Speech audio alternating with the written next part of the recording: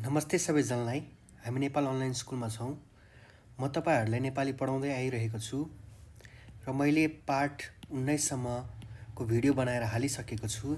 यदि तपाईहरुले हेर्नु भएको छैन भने कृपया त्यो भिडियोहरू पनि हेर्नुहोला र प्रतिक्रिया दिनुहोला।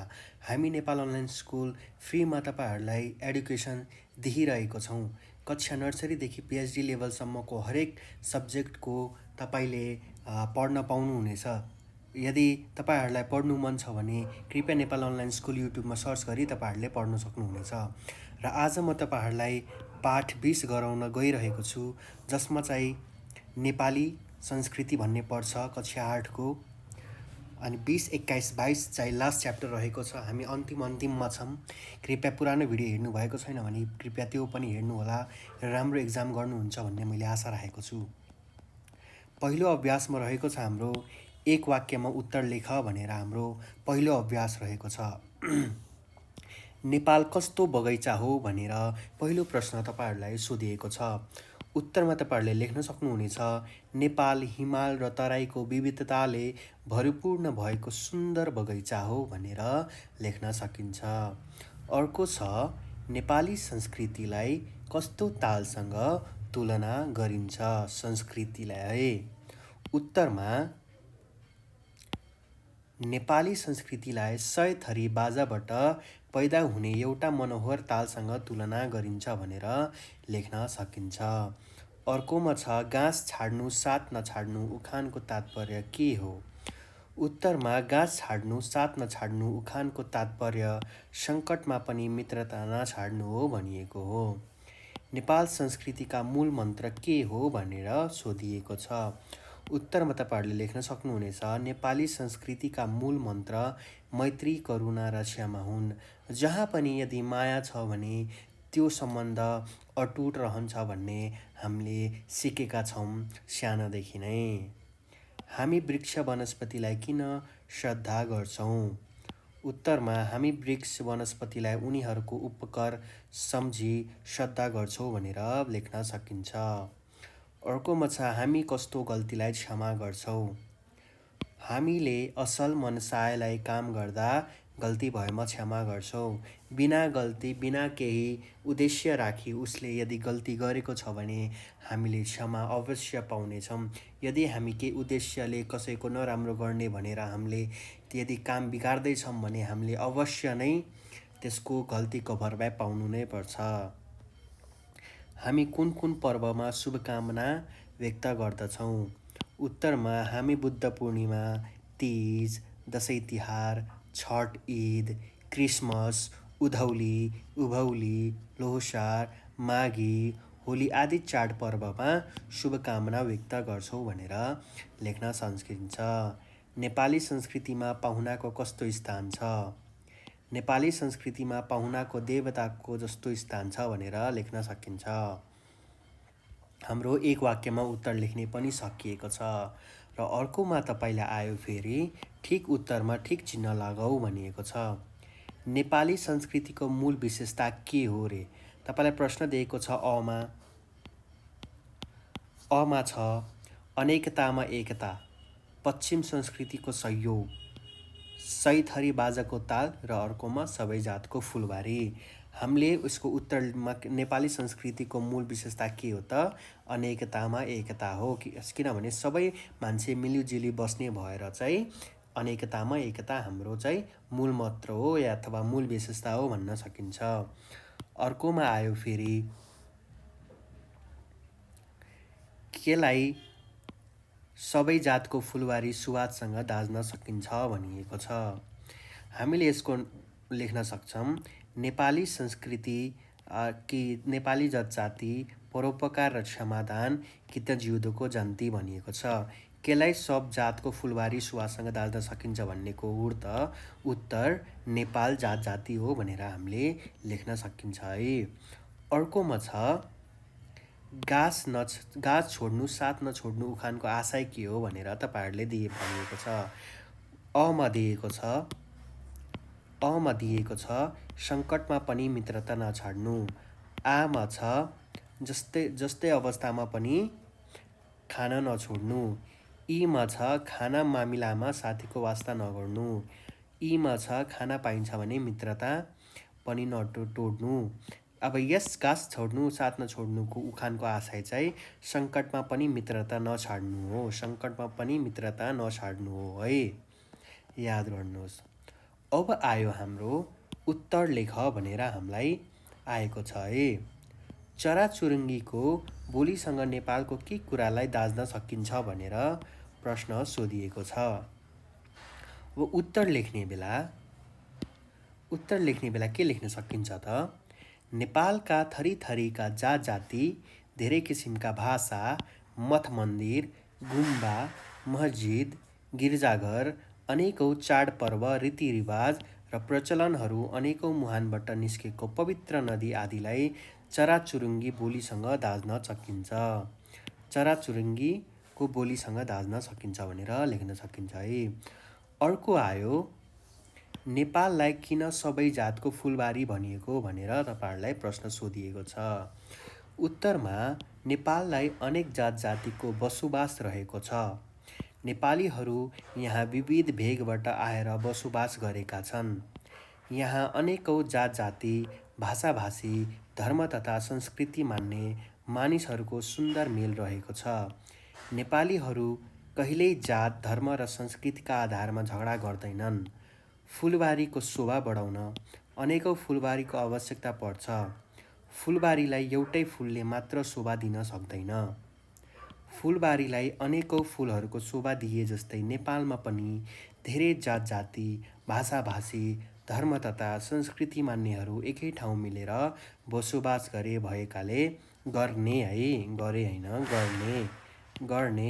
भएकाले नेपाली जात जाति फुलबारी भनिएको भनेर लेख्न सकिन्छ। हामीले नेपाल किन सबै जातको फुलबारी हो भनेर लेख्न सकिन्छ है। तपाईँले यो प्रश्न सोसलमा पनि सोध्ने गर्छ, why Nepal is called the garden land of the country भनेर सोध्न सक्छ, अथवा गार्डन भनेर सोध्न सक्छ है। तपाईँले त्यसै अनुसार आफ्नो भाषामा उत्तर लेख्न सक्नुहुन्छ है। अर्को आयो, नेपाली संस्कृतिलाई किन इन्द्रेणीसँग दाँडिन्छ? इन्द्रेणी भनेको के हो त? रेनबो है, इङ्ग्लिसमा के हो? रेनबो हो है। अब यसको उत्तरमा लेख्न सकिन्छ, इन्द्रेणीमा अनेकौँ रङहरू हुन्छन्। इन्द्रेणीको शोभा बढाउन तिनै विविध रङहरूले काम गरेका हुन्छन्।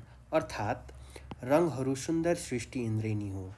त्यस्तै विविध जाति, वेश र परम्पराको नेपाली संस्कृति हो। उहाँ हरेको जात जातिको आफ्नै परम्परा, हरेक जात जातिको आफ्नो परम्परा, भाषा, धर्म भए पनि ती सबै कुराको समष्टि रूप नेपाली संस्कृति हो। अब जति नै धर्म, जात, अब फेस्टिभल्स मनाउने भए तापनि हामी एक नेपाली हो भन्न चाहिँ हामी कहिले पनि छुट्न हुँदैन है। इन्द्रेणीमा हरेक रङ्गको अलगै परिचय र विशेषता भए झैँ नेपालको विविध जात जाति, भाषाभाषीको छुट्टै विशेषता छ। सम्पूर्ण नेपालीहरूको भाषा, धर्म, संस्कृतिको समष्टि रूप नै नेपाली संस्कृति हो। यसैमा इन्द्रेणीको जस्तो सौन्दर्य प्राप्त गर्न सकिन्छ। अतः नेपाली जाति, परम्परा, भाषा आदिमा विविधताको साथै एकता भएकोले नेपाली संस्कृतिलाई इन्द्रेणीसँग दाज्न सकिन्छ भनेर भनिएको छ है। इन्द्रेणी भनेको रेनबोमा डिफ्रेन्ट कलर हुन्छ, त्यसैले नेपाल पनि डिफ्रेन्ट कलरले भरिएको छ। त्यसैले त बास्ना एकदम मिठो छ नेपालको, हो कि होइन? नेपाली संस्कृतिलाई अनुकरणीय पक्ष बनाउने पक्षहरू के हुन् भनिएको छ। उत्तरमा नेपाली संस्कृतिलाई अनुकरणीय बनाउने पक्षहरू धेरै छन्। सबैलाई आफन्त ठान्ने, धर्मका नाउँमा झगडा नगर्ने, पशुपक्षीमाथि अपार दया र माया गर्ने, बुद्ध पूर्णिमा, तीज, तिहार, छठ आदि, क्रिसमस, उभौली, लोहसार आदि चाडपर्वलाई राष्ट्रिय पर्वका रूपमा मनाउने र अपार हर्ष प्रकट गर्ने, सत्यको प्रशंसा गर्ने, असल कार्यको कदर र सम्मान गर्ने, असल मनसायले काम गर्दा गल्ती भए क्षमा दिने आदि नेपाली संस्कृतिलाई अनुकरणीय बनाउने पक्षहरू हुन् भनेर भन्न सकिन्छ है। अर्को छ, नेपाली समाजमा दानवीरको गौरवगान किन गरिन्छ भनिएको छ। उत्तरमा लेख्न सकिन्छ, परोपकार समाजमा सेवा नेपाली संस्कृतिको धरोहर हुन्। यसका लागि त्यागको आवश्यकता पर्दछ। बिना त्याग न त परोपकार गर्न सकिन्छ न त समाज सेवा नै न त है। आपद विपदमा परेकाहरूका उद्धार गर्ने, परोपकारी भावनाबाट प्रेरित भएर पार्टी पौवा चौतारी आदि बनाउने, मठ मन्दिर पुल धर्मशाला धारो निर्माण गर्ने जस्ता काम परोपकारको भावनावत गरिन्छ। यस्तै अनाथालय, वृद्धाश्रम आदि सामाजिक संस्था स्थापना गरी समाज सेवाको काममा लाग्न पनि नेपालीहरू सदा तत्पर रहेका पाइन्छन्। यस्ता परोपकारी र समाज सेवामा त्यागको भावना हुने भएकोले नेपाली समाजमा दानवीर गौरव गान गरिन्छ भनेर लेख्न सकिन्छ है। अर्कोमा छ, नेपाली संस्कृति कस्ता कस्ता विकृतिहरू पाइन्छ भनेर भनिएको छ। उत्तरमा परोपकार र त्यागको भावना भेटिने नेपाली संस्कृतिमा धेरै प्रकारको विकृतिहरू पाइन्छन्। अनुकरणीय नेपाली संस्कृतिमा धेरै विकृतिहरू पनि छन्। नेपाली समाजमा छुवाछुत प्रथा, महिला हिंसा, बाल विवाह जस्ता विकृति देख्न सकिन्छ। साथै गरिब र असहायलाई हेप्ने, नोकर बनाउने समान्तवादी सोचबाट नेपाली समाज अझै मुक्त भइसकेको छैन। यसै गरी हाम्रा असल संस्कृतिपरि आँखा चिम्लिने र पराई संस्कृतिलाई आत्मसात गर्ने प्रवृत्ति पनि बढ्दो क्रममा छ, नेपाली संस्कृतिमा पाइन्छ भनेर लेख्न सकिन्छ। अब आयो भाव विस्तार गर। यो चाहिँ प्रश्न तपाईँलाई 8 नत्र 10 मार्क्समा आउने गर्छ। तपाईँहरूले त्यसै अनुसार लेख्न सक्नुहुनेछ है। मैले माथि पनि डिफ्रेन्ट धेरैभन्दा धेरै नै प्रश्न उत्तर गराइसकेँ। तपाईँहरूले त्यो कुराको उत्तरहरू समेटेर एन्सर लेख्दा चाहिँ राम्रो मानिने गर्छ है। अब आयो भाव विस्तार गर हो। प्रश्न नम्बर के छ त, विविधताको बीचको एकता नेपाली संस्कृति मूल खम्बा भनेको छ। यस वाक्यलाई चाहिँ भावको विस्तार गर्नु पर्यो। उत्तरमा लेख्न सकिन्छ,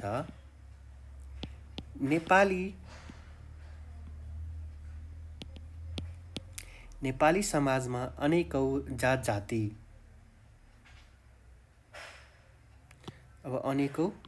अनेकौं जात जाति, भाषा भाषी, धर्म, संस्कृति आदि मान्ने मानिसहरूको बसोबास रहेको छ। यो के हो? यो मानिसहरूको बसोबास रहेको छ है। संसारका कतिपय मुलुकमा धर्म, जात, संस्कृति, भाषा आदिको नाममा झगडा हुने, ठुलो हिंसा हुने स्थिति प्रस्त देखिने र सुन्न सकिन्छ। तर नेपाली समाज विविधता युक्त भए पनि यहाँका जनतामा अनुपम एकता छ। यहाँका होइन है, यहाँका जनतामा अनुपम एकता छ। नेपालमा हिन्दू, मुस्लिम, क्रिश्चियन आदि धर्म मान्ने मानिसहरू बसोबास गर्छन्। यिनीहरू आआफ्ना मन्दिर, गुम्बा, मस्जिद रहेका छन्। चाडपर्व मनाउँदा कसैले अर्काको धर्म, संस्कृतिप्रति अवरोध गर्दैन। आपसमा मेलमिलाप, साटासाट गर्छन्, दुःख सुख बाँड्छन्। नेपाली समाज विविधतामय भए पनि संस्कृति एकता यहाँ कायम छ। नेपालीहरू जात जाति, भाषा भाषी, धर्म, संस्कृति आदिका आधारमा फुट्ने होइन, एकताबद्ध भई बाँच्न चाहन्छन्। यस्तो विशिष्ट नमुना नेपालमा मात्रै भेटिन्छ। यही अनोलतामा अनेकतामा एकता, अनेकतामा एकता नै नेपाली संस्कृतिको खम्बा बनेका छन् भनेर लेख्न सकिन्छ। अर्को वाक्य आयो फेरि, नेपाली संस्कृति मुख्य विशेषताहरू के हुन् वर्णन गर भनेको छ। अब यस पङ्क्तिलाई यसलाई पनि भाव विस्तार गर भनेको छ। उत्तरमा नेपाली संस्कृतिका थुप्रै विशेषता रहेका छन्। नेपालमा विविध भेगबाट आएका विविध जात जातिहरूको बसोबास रहेको छ। नेपाललाई विविध जातका फुलको साझा फुलबारीको रूपमा लिने गरिन्छ। यहाँका यिनै विविधतामय समाजको जगमा नेपाली संस्कृतिको उदय र विकास भएको पाइन्छ। नेपाली संस्कृतिभित्र तमाम जात जाति, भाषाभाषी त धर्मावलम्बीहरूको विचार र भावना मिलेका छन्। यो नेपाली संस्कृतिको मूल विशेषता हो। त्यसपछि नेपालमा अनेक जात जाति र तिनका भाषा, भेष र परम्परा भए पनि साझा विशेषताका रूपमा सँगै बाँचौँ र हाँसौँ भन्ने भावनालाई नेपालीहरूले आत्मसात राखेका छन्। हो, वास्तवमा नेपाली संस्कृति सबै नेपालीहरूको समुन्नति चाहने साझा भावनाका रूपमा विकसित भएको पाइन्छ। यहाँ पारस्परिक सद्भाव, सद्योग र सुसम्बन्धको भावना सबैमा छाएको छ। करुणा, मैत्री, क्षमा जस्ता भावहरू नेपाली संस्कृतिका मूल मन्त्रकै रूपमा रहेका छन् र यिनलाई नेपालीहरूले आत्मसात गर्दै आएका छन्।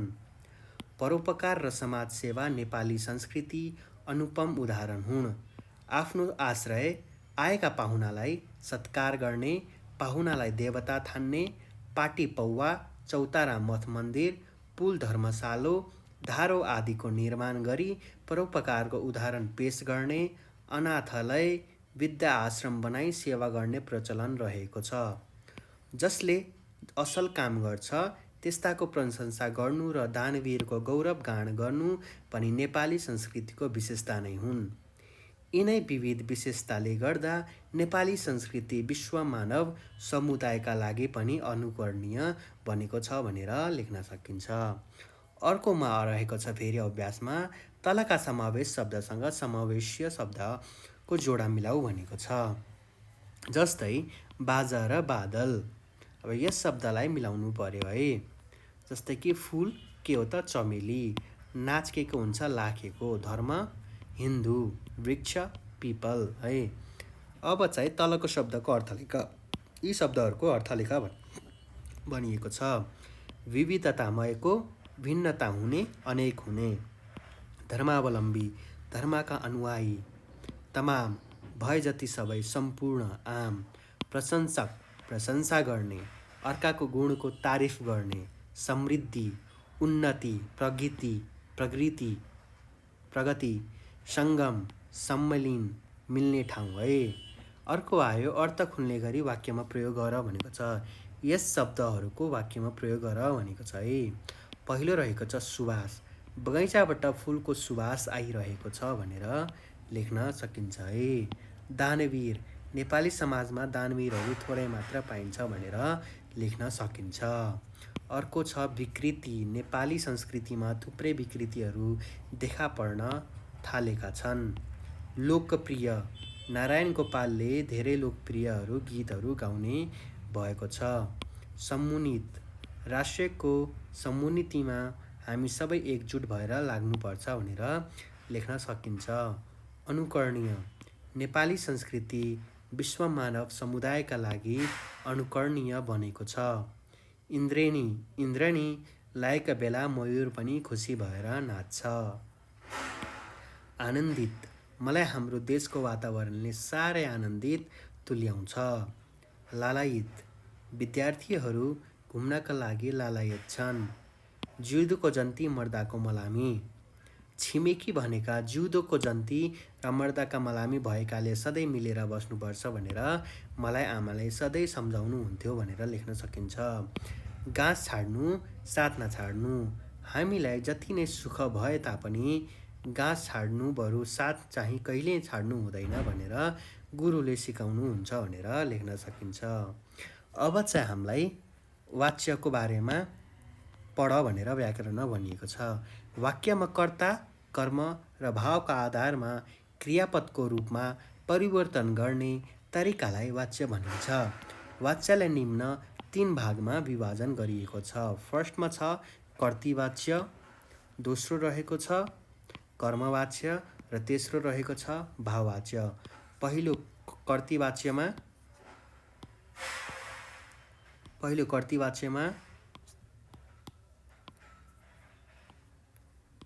कर्तृवाच्य भनेका वाक्यमा कर्ता प्रधान हुने वा कर्ता अनुसार क्रियामा लिङ्ग, वचन पुरुष भई कर्ता र क्रियाबीच पदसङ्गति हुने वाच्यलाई जनाउँदछ।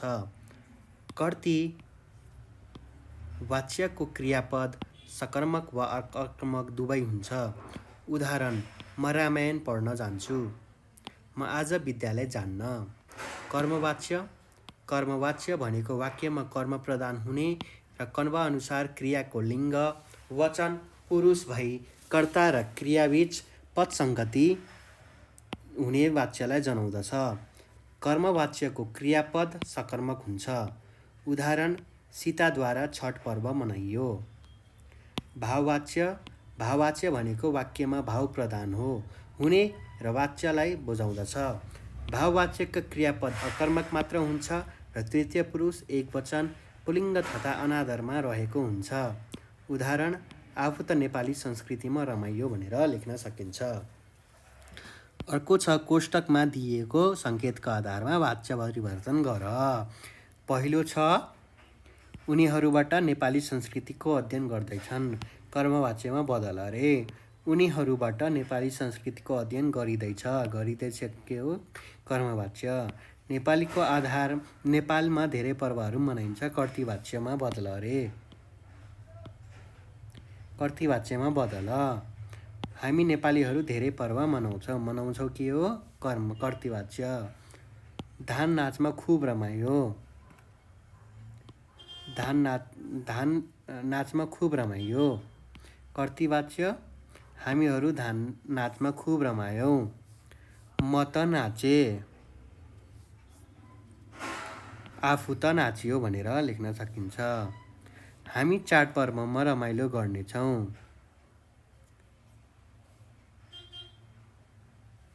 हामी चाडपर्वमा रमाइलो गर्नेछौँ कर्मवाच्य। हामी चाडपर्वमा रमाइलो गरिनेछ। सद्भावलाई नेपाली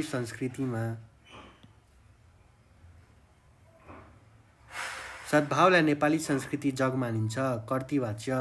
हामी सद्भावलाई नेपाली संस्कृतिमा जग मान्छौँ। तिमीहरू रमाइला पर्वहरू मनाउँदै थियो। कर्मवाच्य। तिमीहरू रमाइलो पर्वहरू मनाइँदै थियो। भाइ लाखे नाच हेरेर हाँस्थ्यो। तपाईँ भाइबाट लाखे नाच हेरेर हाँसिन्थ्यो। हो। आमाले छठ पर्वमा बहिनीलाई बोलाउनुहुन्छ। कर्मवाच्य। आमाबाट छठ पर्वमा बहिनीलाई बोलाउने छिन् भनेर लेख्न सकिन्छ।